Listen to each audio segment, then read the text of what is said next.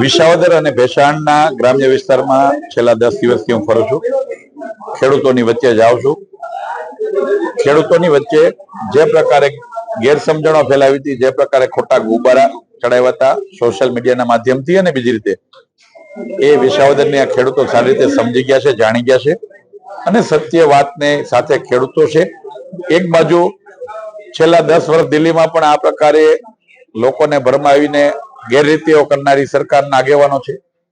બીજી બાજુ છેલ્લા 30 વર્ષથી ખેડૂતો માટે ઐતિહાસિક નિર્ણયો લઈને ગુજરાતની અંદર ખેડૂતો અને ખેત પેદાશોના ભાવ કેમ વધે, ખેડૂતોની સમૃદ્ધિ કેમ વધે, એની સતત ચિંતા કરનારી નરેન્દ્રભાઈ મોદી સાહેબના નેતૃત્વવાળી ભારતીય જનતા પાર્ટી છે.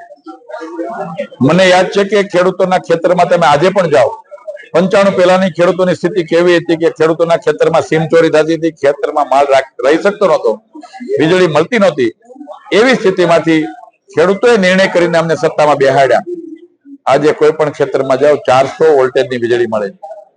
ખેડૂતોને પૂરતું રક્ષણ મળે છે. ખેડૂતોને જોઈએ પાણી. આજે વિસાવદરની ભેસાણના પાદર સુધી નર્મદાનું પાણી આવ્યું છે. આવનારા દિવસોમાં બધા ગામ સુધી પાણી પહોંચવાનું છે. એટલે ખેડૂતો વિકાસની રાજનીતિ સાથે સહમત છે. છેલ્લા 12 વર્ષમાં ક્યાંય ને ક્યાંય વિસાવદર એ વિકાસની મુખ્ય ધારાથી દૂર થઈ ગયું હતું. પરંતુ સમજાય છે, લોકોને પણ એ વાતને સમજાય છે કે રાજ્ય સરકાર ભારતીય જનતા પાર્ટીનો છે ને આપણો પ્રતિનિધિ પણ એ સરકારનો હોય તો વિકાસની અંદર વધારે ફાયદો થાય ને એની સરળતા મળે.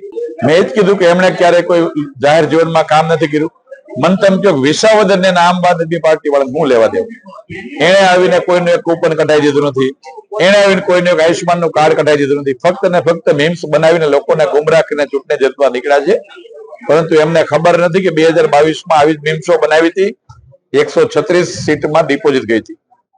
આ ગુજરાતની જનતા ખૂબ શાણી છે ને વિસાવદરના ખેડૂતો પર અમને ગર્વ છે, વિશ્વાસ છે કે ભારતીય જનતા પાર્ટીની પહેલી સરકાર બની ત્યારથી ખેડૂતો અમને આશીર્વાદ આપતા આવ્યા છે ને આ વખતે પણ આપશે. 2022માં કિરીટભાઈ બેંકના ચેરમેન બન્યા ત્યારે બેંકનો નુકસાનીમાં એમણે દરેક મંડળીઓનો ઓડિટ કરાવ્યું.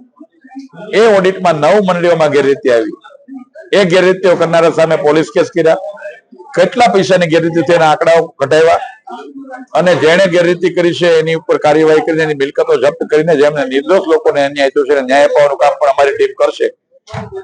આ મુદ્દાને લઈને અમારા ઉમેદવારને બદનામ કરવાની કોશિશ કરનારી આમ આદમી પાર્ટીના લોકોને પણ ખેડૂતો ઓળખી ગયા છે અને ખેડૂતોએ સાચી વાત સમજાણી છે અને ખેડૂતોને એ વાતથી અમારી પર વિશ્વાસ છે.